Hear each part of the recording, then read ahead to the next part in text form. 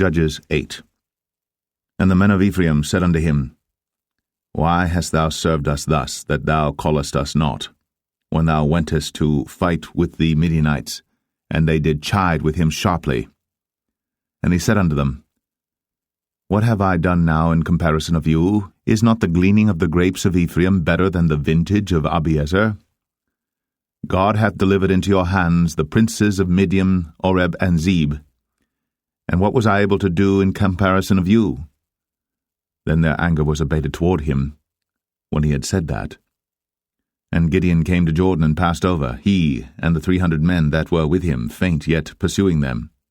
And he said unto the men of Succoth, Give, I pray you, loaves of bread unto the people that follow me, for they be faint, and I am pursuing after Zebah and Zalmunna, kings of Midian.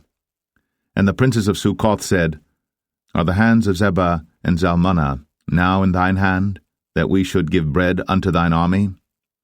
And Gideon said, Therefore when the Lord hath delivered Zebah and Zalmunna into mine hand, then I will tear your flesh with the thorns of the wilderness and with briars.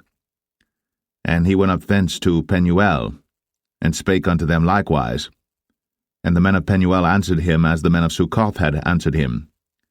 And he spake also unto the men of Penuel, saying, When I come again in peace, I will break down this tower. Now Zebah and Zalmunna were in Karkor, and their hosts with them, about 15,000 men, all that were left of all the hosts of the children of the east. For there fell 120,000 men that drew sword. And Gideon went up by the way of them that dwelt in tents on the east of Nobah and Jogbeah, and smote the host, for the host was secure. And when Zebah and Zalmunna fled, he pursued after them, and took the 2 kings of Midian, Zebah and Zalmunna, and discomfited all the host. And Gideon the son of Joash returned from battle before the sun was up, and caught a young man of the men of Succoth, and inquired of him.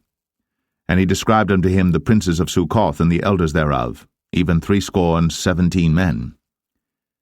And he came unto the men of Succoth, and said, Behold, Zebah and Zalmunna, with whom ye did upbraid me, saying, Are the hands of Zebah and Zalmunna now in thine hand, that we should give bread unto thy men that are weary? And he took the elders of the city, and thorns of the wilderness and briars, and with them he taught the men of Succoth. And he beat down the tower of Penuel, and slew the men of the city. Then said he unto Zebah and Zalmunna, What manner of men were they whom ye slew at Tabor? And they answered, As thou art, so were they. Each one resembled the children of a king. And he said, They were my brethren, even the sons of my mother. As the Lord liveth, if ye had saved them alive, I would not slay you. And he said unto Jether, his firstborn, Up, and slay them. But the youth drew not his sword, for he feared, because he was yet a youth. Then Zebah and Zalmunna said, Rise thou, and fall upon us, for as the man is, so is his strength. And Gideon arose, and slew Zebah and Zalmunna, and took away the ornaments that were on their camels' necks.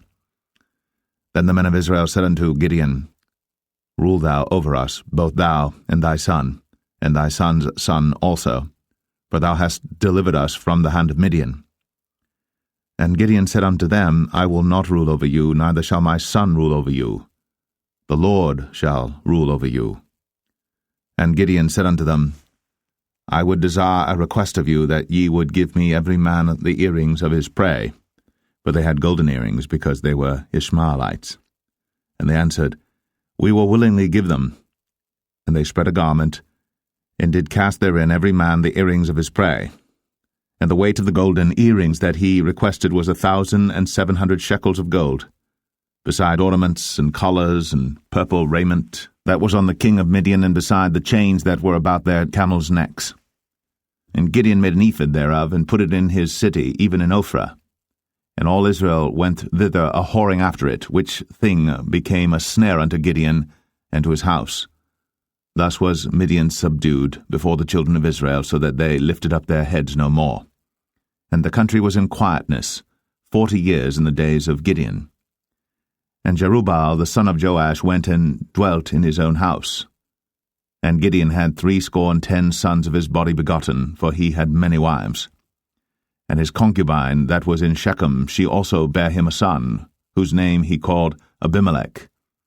And Gideon the son of Joash died in a good old age, and was buried in the sepulchre of Joash his father, in Ophrah of the Abiezerites. And it came to pass, as soon as Gideon was dead, that the children of Israel turned again and went a-whoring after Baalim, and made Baal-berith their god. And the children of Israel remembered not the Lord their God, who had delivered them out of the hands of all their enemies on every side.